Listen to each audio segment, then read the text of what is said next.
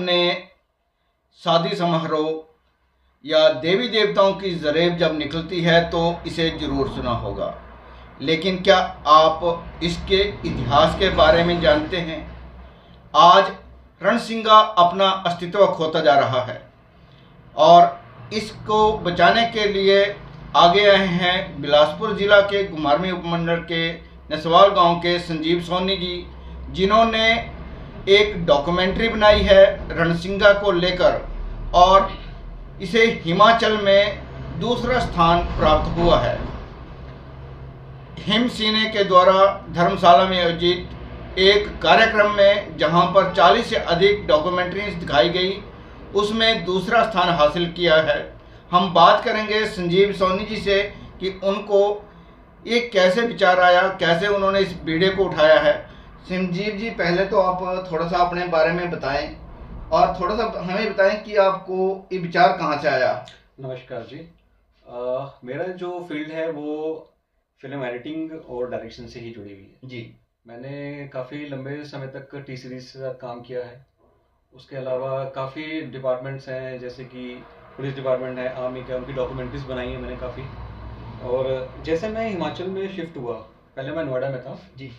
उसके बाद जो हिमाचल का जो कल्चर है, आर्ट एंड कल्चर बहुत रिच है वो। लेकिन अब दिक्कत ये है कि जो नई जनरेशन है, जो आज के बच्चे हैं, वो हमारे इस कल्चर से बिल्कुल भी वो दूर है, उनसे दूर है।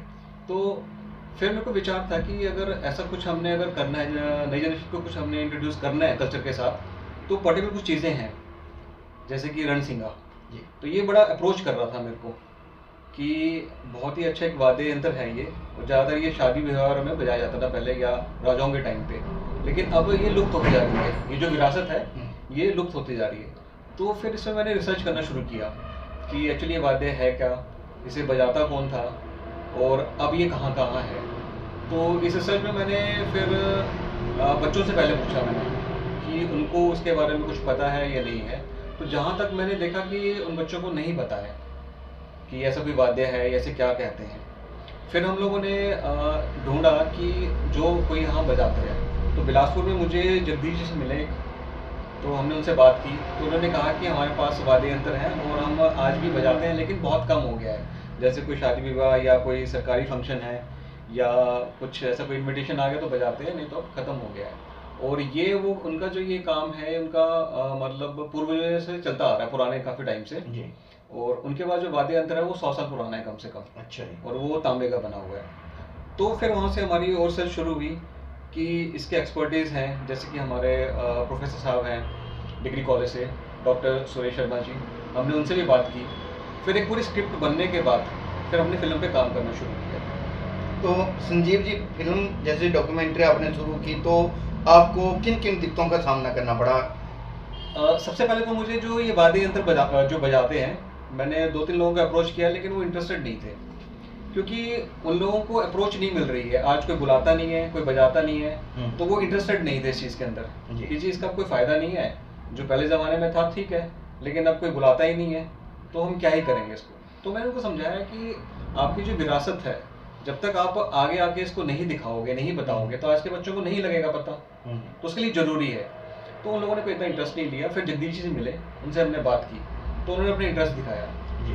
तो उसके बाद फिर हम लोगों ने प्रॉपर स्क्रिप्ट बनाई पूरी कि वाद्य यंत्र क्या है, कौन बजाते हैं, कहाँ मैन्युफैक्चरिंग होता है और इसकी अब क्या कंडीशन है। तो कंडीशन में हम लोग इस कंक्लूजन में आए थे कि बिल्कुल ये फेड हो चुकी है, आज की डेट में लुप्त हो चुका है बिल्कुल, क्योंकि इनका संरक्षण जो है ही नहीं आज की डेट में। तो जैसे आपने बताया कि इसको आपने खोज की कि बनता कहाँ, तो दर्शकों को बताएं कि बनता कहाँ है और कैसे बनता है थोड़ा सा। तो जब हम लोग रिसर्च कर रहे थे तो हमें पता लगा कुल्लू में कोई है जो बनाते हैं इसको, लेकिन आज की डेट में लगभग उन्होंने बंद ही कर दिया है, क्योंकि उसकी डिमांड इतनी है नहीं।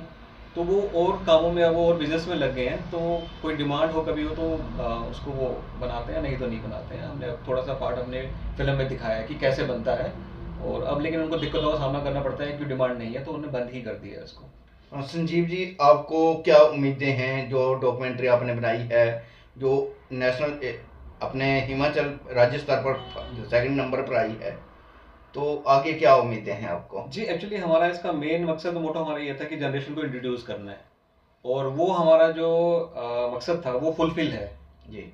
तो हम अभी चाहेंगे कि मैक्सिमम बच्चों तक ये नई जनरेशन तक हमारी मूवी पहुंचे। इसके लिए हम स्क्रीनिंग करेंगे, जैसे कि हम कॉलेज में भी स्क्रीनिंग करेंगे, स्कूलों में स्क्रीनिंग करेंगे, जिससे बच्चे इससे मतलब सीखें। जी। तो आपको डॉक्यूमेंट्री बनाने में कितना समय लगा इसमें? कम से कम मानिए मेरे को 15 से 20 दिन लगे हैं जी, जिसमें हमारा रिसर्च पार्ट भी इंक्लूड है, शूटिंग भी है, एडिटिंग भी है। फिर इसमें बेस्ट पार्ट ये हुआ कि मुझे अपने बिलासपुर में ही मिल गए जो बादक हैं। बाकी हमारे एक्सपर्टीज जो हैं वो भी हमारे डिग्री कॉलेज के नज़दीक ही थे, तो ये सब चीज़ें आसपास होने की वजह से ज़्यादा टाइम नहीं लगा हमें, तो ये हमारा इजीली हमारा प्रोजेक्ट बन गया है। तो जैसे कि धर्मशाला में कार्यक्रम आयोजित किया गया था जी, तो ये किसके द्वारा प्रायोजित था, इसके ऊपर थोड़ा सा बताएंगे? हाँ, ये शिमला से जो है हिम सिने सोसाइटी है, हिम सिने सोसाइटी एक सोच, एक्चुअली वो रंगमंच से जुड़े हुए हैं, खासकर आपके ये स्टेज वगैरह को ज़्यादा प्रमोट करते हैं, तो उनका ये फर्स्ट प्रोग्राम था हिम फिल्मों उत्सव। अच्छा। तो ये काफ़ी बड़े स्तर पे उन्होंने पहली बार किया, लेकिन ये बहुत बड़े लेवल पे था, जिसमें मुख्य अतिथि आपके मनोज जोशी जी, जो एक मराठी रंगमंच और एक हिंदी फिल्म के जाने माने कलाकार हैं, वो मुख्य अतिथि थे। उसके बाद आपके Sudipto Sen, director and producer the Kerala story के, वो वहाँ थे। तो ऐसे बड़ी बड़ी हस्तियों के सामने जो हमारी फिल्में बन के गई हैं हिमाचल से, जिसमें से 40 फिल्में थी और 27 फिल्में सेलेक्ट हुई थी स्क्रीनिंग के लिए, जिसमें से हमारी फिल्म भी थी।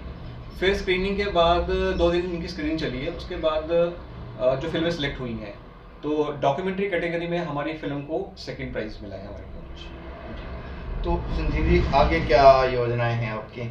एक्चुअली मेरा मेन मकसद हमारा यही है कि हम मैक्सिमम डॉक्यूमेंट्रीज बनाएं अपने कल्चर को प्रमोट करने के लिए, क्योंकि हमारा हिमाचल इतना रिच है कल्चर में, तो धीरे धीरे जो हमारी पुरानी संस्कृति है वो लुप्त होती जा रही है।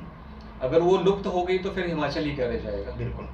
तो उसी को लेके हमारे कुछ प्रोजेक्ट्स और भी हैं, हमारी रिसर्च और डॉक्यूमेंट्रीज की स्क्रिप्ट चल रही है, तो उसको ही लेके हम लोग आगे चले हुए हैं। कि एक आप थे, एक जगदीश जी हो गए, एक प्रोफेसर सुरेश शर्मा जो कि वित्त महाविद्यालय घुमारवीं में बतौर संगीत प्रवक्ता सेवा दे रहे हैं, तो और कौन कौन आपकी टीम में शामिल था? इसमें रिसर्च की काफ़ी, उसके बाद मैं स्क्रिप्ट लिखी, फिर मैं जैसे कि आपने बताया कि प्रोफेसर सुरेश जी के पास मैं गया, तो हमने डिस्कशन किया उनके बाद। फिर इसके अलावा टीम में हमारे कैमरा पर्सन हैं विवेक गर्ग जी, तो ये हम 3-4 लोगों की टीम थी, हमने मिलकर इस पर काम किया। सर हिम लाइव 24 में बात करने के लिए आपका बहुत बहुत धन्यवाद। हम शुभकामनाएं देते हैं आपको, जो आपने एक बीड़ा उठाया है हिमाचल की संस्कृति को आगे बढ़ाने का, उसमें आपको सफलता मिले और नए नए आप प्रोजेक्ट लाएं, उनको आप नेशनल इंटरनेशनल तक लेके जाएं।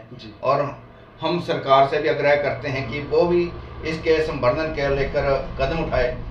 धन्यवाद आपका।